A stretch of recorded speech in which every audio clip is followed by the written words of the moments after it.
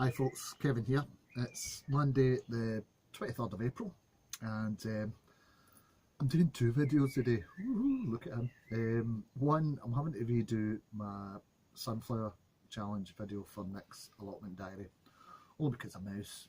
I'd left the seeds in the shed here when I sowed them and a bloody mouse got in and got them.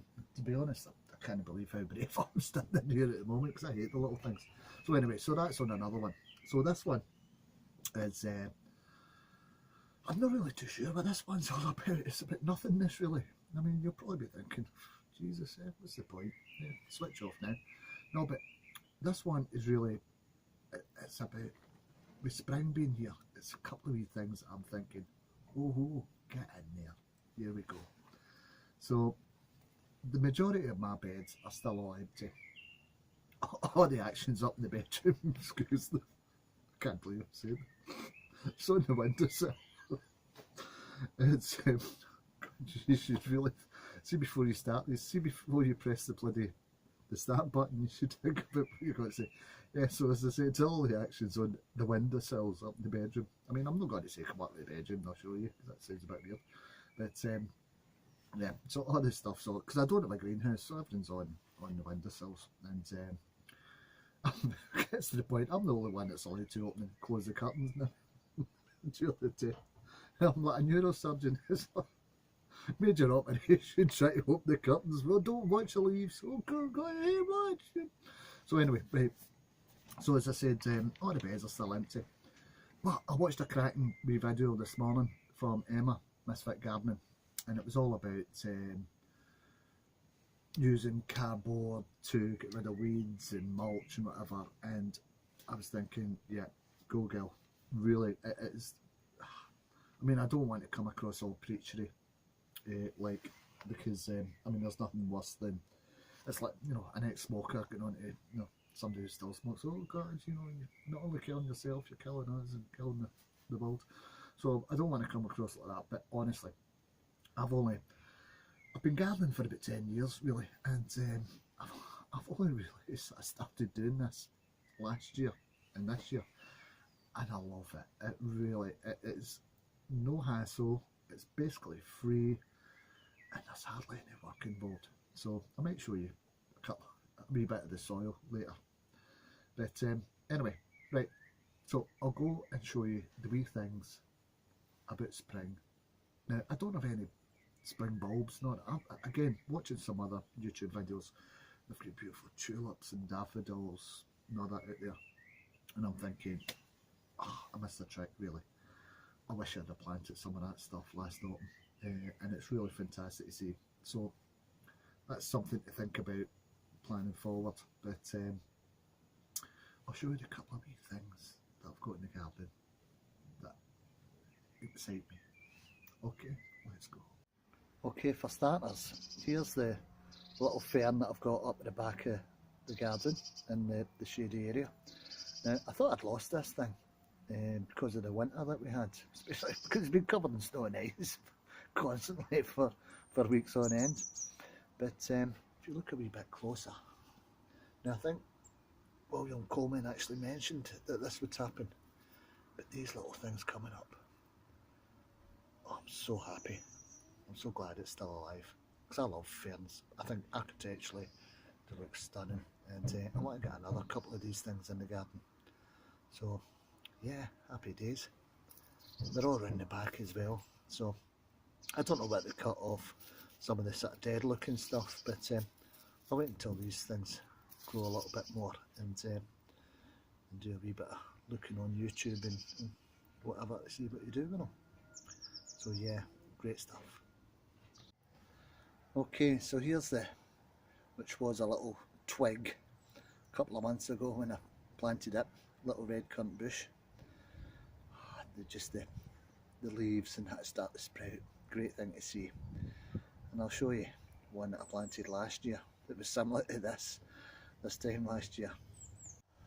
And yeah, I mean, I know, again, watching some other videos from people, and they've had this maybe for a couple of weeks now, this sort of greenery, but it's just come on us over the past week when we had that great weather. But what I really like, I can take you a wee bit closer. It's just down the bottom here. This is all fresh stuff coming out of the ground. I'm so looking forward to it. I don't know if you can see, I'll just try and squeeze the shakiness. Just try and take you in. Let's even be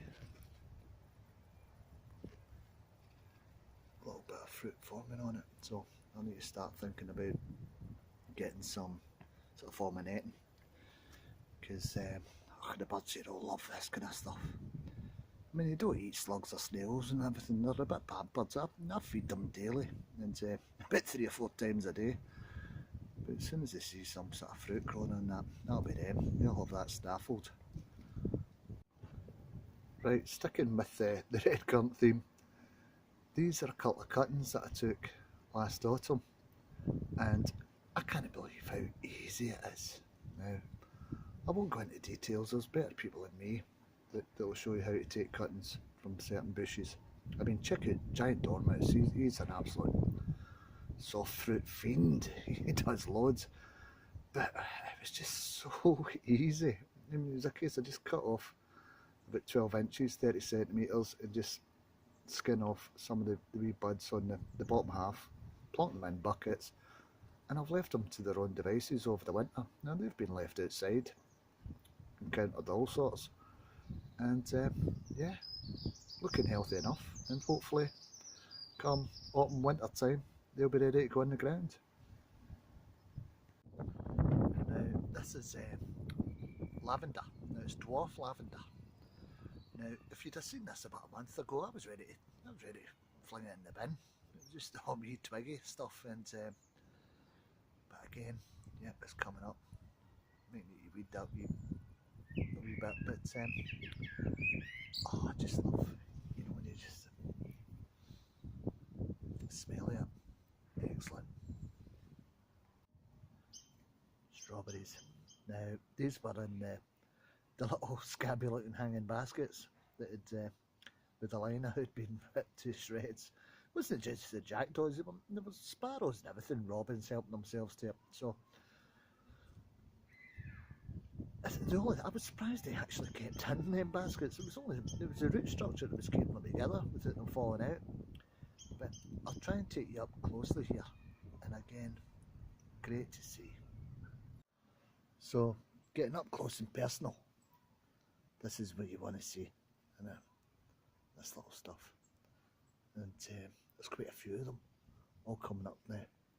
So that basically tells me that I need to get my backside into gear and get this netted over as well, because the birds will scoff the lot of these if I leave them. Right, this is the onion sets that I planted on 7th of April, so it was about just over a fortnight ago.